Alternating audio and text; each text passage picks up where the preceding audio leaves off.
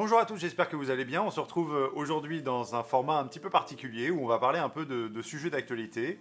Je suis donc avec Louis Bonjour. Roquebert, donc, qui est animateur local sur le Choletais. Et donc on va discuter aujourd'hui d'un sujet qui est relativement important puisque en fait il touche à la question de savoir quand est-ce qu'on va retrouver nos libertés, quand est-ce qu'on va retrouver une vie à peu près normale. C'est la vaccination. Donc on a eu un certain nombre de doses qui ont été administrées jusqu'à maintenant, Ouais. donc environ 3,5 millions de personnes qui ont reçu une première dose. Et donc c'est vrai que la question maintenant c'est de Mais savoir quand est-ce que ça va se passer, comment ça va se passer. exactement, donc maintenant, est-ce qu'on pourra tenir les délais aussi? Ils annonçaient d'ici la fin d'été, il me semble, 10 millions de vaccinés, enfin ils Ouais, veulent qu'il y ait 10 millions de vaccinés. On peut s'interroger, est-ce que ce sera tenable? Et aussi, moi, la vraie question que je pose, c'est comment, en si peu de temps, parce que voilà, on a commencé à vacciner début janvier, le Covid, le Covid-19, c'est une maladie assez récente, comment, en si peu de temps, on a réussi à développer un vaccin bah comment? Alors sincèrement j'en sais Ouais. rien parce que franchement je suis pas scientifique, mais c'est juste exceptionnel. Enfin c'est vrai que c'est exceptionnel. Trouver un vaccin, enfin moi quand on relit les presses du mois de mars dernier, il y a un an, c'était un vaccin, on pouvait l'avoir qu'au mieux au printemps Ouais. 2021 et normalement en gros fin 2021. Donc là on est quand même au début de l'année 2021, on a eu un vaccin. Mm. Donc c'est déjà exceptionnel et en plus a priori ce que nous disent les scientifiques c'est que ça a permis largement d'avancer sur d'autres causes, à la fois sur la recherche en matière de lutte contre le cancer, etc. Et puis ça a été permis aussi par l'engagement très fort des pouvoirs publics, des entreprises pharmaceutiques. Enfin, voilà, il y a eu un vrai engagement et on peut le comprendre vu la situation Ouais, qu'on c'est a ça, en fait, connue. tout le monde s'y est mis en même temps sur ce même sujet. En Ouais, fait, on a concentré toute la recherche sur ça, c'est ça? c'est ça. Ouais. Après, il y a eu toute la recherche et puis après, concrètement, c'est vraiment, les gouvernements, ils ont mis du pognon sur la table, Ouais, quoi. c'est ça. Et voilà, et à un moment donné, il n'y a pas de miracle. Mm. Et donc ça a été exceptionnel. Enfin, avoir un vaccin en moins d'un an, c'est exceptionnel. Donc après, c'est vrai que je comprends l'impatience.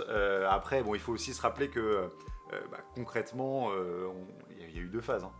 Il y Ouais. a quand même eu, enfin je sais pas si tu te rappelles, mais cette phase où avant janvier où tout le monde disait mais les Français ne veulent pas se faire vacciner, on n'y Et arrivera c'est ce qu'on jamais. a été demandé sur la stratégie vaccinale en fait, parce qu'on a vu que c'était quand même très critiqué. Il y a eu, on avait, voilà, à longueur de journée, on avait des sondages disant que les Français voulaient pas se faire vacciner, Mm. etc. On voit les chiffres que tu nous as donnés en début d'émission tout à l'heure où il y avait quand même à peu près 3,5 millions de doses qui avaient été administrées, ce qui est quand même un bon début pour un mois d'administration de doses. Et du coup, quelle stratégie a choisi le gouvernement en France? En fait, alors déjà il y avait deux stratégies possibles. C'est Ouais. soit on allait vite, ce que certains pays ont fait, mais concrètement, quand on va vite, c'est qu'on vaccine des gens qui sont facilement vaccinables, donc plutôt des jeunes. Ouais. Et ça, c'est la stratégie que, par exemple, au Royaume-Uni, ils ont mise en place. Soit on prend notre temps, mais tout simplement parce que on vaccine des personnes qui sont plus âgées, qui peuvent moins se déplacer, et notamment les personnes qui sont en EHPAD. Concrètement, c'est sûr que ça a pris plus de temps, parce qu'il a fallu, d'une part, avoir le consentement, et ça, c'était important, parce qu'il y avait cette crainte vis-à-vis du vaccin, et d'autre part, tout simplement prendre le temps d'aller voir des personnes qui sont parfois très âgées, qui sont parfois dépendantes, et qu'il faut vacciner en priorité. Pourquoi? Parce que c'est celles qui meurent le plus aujourd'hui du Covid. C'est ça la réalité, Ouais. c'est que il y a un moment donné, aujourd'hui, on a 75% des personnes qui sont en EHPAD qui sont vaccinées. Ok. Ah oui, ça a bien accéléré parce qu'au début, on se souvient, on était voilà, très critiqué, c'est pour ça le gouvernement. On a mis énormément de temps à vacciner les gens au début. Oui, alors Grosse lenteur. au début ça a été quand même, il faut le dire, assez lent. Ouais. Sincèrement, ça a été lent aussi parce que les Français, il fallait les rassurer et je pense que ça a été une très bonne stratégie aussi du gouvernement de faire en sorte que, encore une fois, on n'aille pas, on n'aille pas plus vite que la musique, quoi. Il fallait aussi montrer aux gens que les choses étaient sérieuses. Vacciner une population, en effet, c'est administrer quelque chose dans le corps des gens. Forcément, il faut aller lentement parce que, et encore plus dans le contexte qu'on a en France avec des gens qui sont sceptiques au vaccin, etc. Je pense que ça a été une bonne stratégie d'ailleurs, et c'est une des victoires du gouvernement parce que on le voit, au début de la vaccination, il y avait moins d'un Français sur deux qui voulait se faire vacciner, et là le dernier sondage nous dit qu'en gros il y a presque 65% des gens qui veulent être vaccinés contre la Covid. On espère que ce sera plus, mais c'est déjà une bonne victoire, et je pense que si on avait été trop vite dès le début, on aurait pu craindre que finalement ce chiffre de moins d'un Français sur deux qui veulent se faire vacciner descende, et donc qu'on n'arrive pas à enrayer cette épidémie. Donc c'était vraiment hyper important. Après, sur la lenteur, alors au début, je pense que ça a été une lenteur quand même assez assumée. Ouais. Aujourd'hui, on a clairement rattrapé les choses, c'est-à-dire que maintenant on est le deuxième pays européen avec le nombre de personnes vaccinées après l'Allemagne, mais globalement avec des chiffres qui sont aussi pas pareils, c'est-à-dire qu'en Allemagne ils ont aussi vacciné beaucoup plus de jeunes. Nous on a vraiment fait le choix de vacciner des gens qui étaient fragiles. Donc je pense que c'est une très bonne stratégie, les chiffres le montrent. Et d'ailleurs, aujourd'hui, on entend quand même beaucoup moins les oppositions un peu stériles, polémiques en permanence, nous dire que c'est lent, et qui d'ailleurs sont toujours dans la politique politicienne, comme on a l'habitude maintenant. Mais voilà, c'est hyper important que sur cette vaccination, on se félicite de la stratégie du gouvernement, parce que ça a été la bonne et qu'on le voit maintenant. Après, sur la lenteur, il y a la question de la bureaucratie.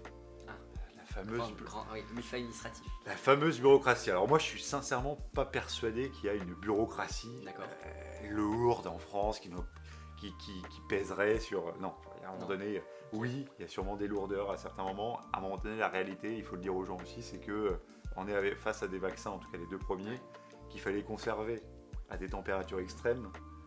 C'est pas une question de bureaucratie que d'avoir des lenteurs dans cette situation. C'est une question... de logistique. Et finalement, là, même le fait qu'on ait du mal aujourd'hui à vacciner encore en plus grand nombre, c'est aussi du fait que les laboratoires ne délivrent pas assez de doses. Donc ça, on peut pas trop l'imputer au gouvernement pour le coup. Concrètement, oui. Il y a un moment donné, on peut pas produire plus. On a fait le choix, nous, d'une vraie stratégie européenne dans l'achat des vaccins pour que ça soit... on a fait beaucoup d'avancées parce que là aussi, sur la question de la pandémie, on a eu droit à tous les discours. Celui de dire que l'Union européenne n'était pas efficace, etc. Il faut déjà rappeler que l'Union européenne n'est pas compétente en matière de santé normalement. Que du coup la gestion de la pandémie a été tout simplement exceptionnelle de l'Union européenne. Il y a eu des couacs, il y a eu des moments où on aurait pu être plus coordonnés, etc. Mais sincèrement, ça a fait beaucoup avancer les choses. Et donc sur cette question, la stratégie européenne, il n'y a pas de débat. Sur la question globale de tout ce qui est la lenteur liée à la production des vaccins en eux-mêmes, oui, c'est une réalité. Et en même temps, je veux dire, Olivier Véran n'est pas sur la chaîne de production, on peut peut-être le reprocher.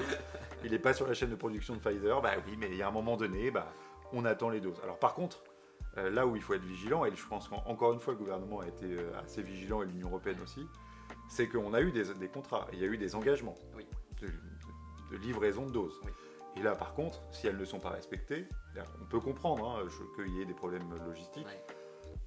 Et je veux dire, on savait déjà qu'on n'aurait pas 60 millions de doses au mois de janvier. Mais par contre, si on a promis 1 million de doses, on livre 1 million de doses. Et surtout, si les raisons ne sont pas des raisons justifiables, et notamment parce qu'on préfère revendre des doses produites à des pays qui les achètent plus cher, parce que ça, c'est inacceptable.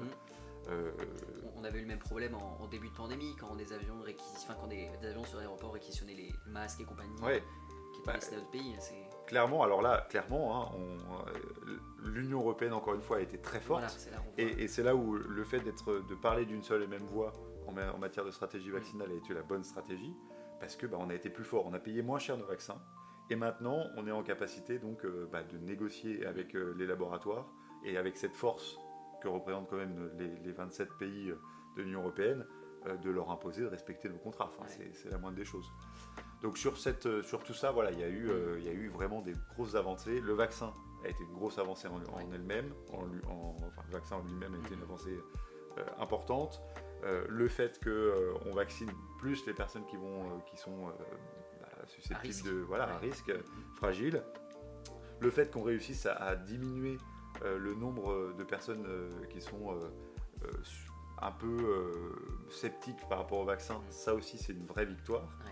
Et puis l'Union européenne, c'est à réussir à se coordonner, c'est la dernière victoire qui est très très importante. Donc voilà, sur la vaccination, je pense que c'est des points qui étaient importants à faire. Bon voilà, on a eu l'occasion d'en discuter. C'est intéressant. Mais J'ai appris des choses. voilà, on fera, puis voilà, on peut échanger. Et c'est vrai qu'on aura l'occasion d'en reparler d'autres sujets. Bah ouais. En attendant, on n'a plus qu'à dire à ceux qui nous écoutent. Oui, merci d'avoir suivi cette petite discussion entre nous sur la vaccination. Voilà, et n'hésitez pas, si vous avez des questions encore sur la vaccination, des choses sur lesquelles vous n'êtes pas forcément d'accord ou des choses sur lesquelles vous êtes d'accord, soit à commenter, soit à partager. Je crois que Louis est un petit peu plus jeune que moi, il connaît tout ça. Mais n'hésitez pas, c'est important et c'est en même temps un sujet qui vous intéresse, j'en suis certain. Au revoir. Au revoir.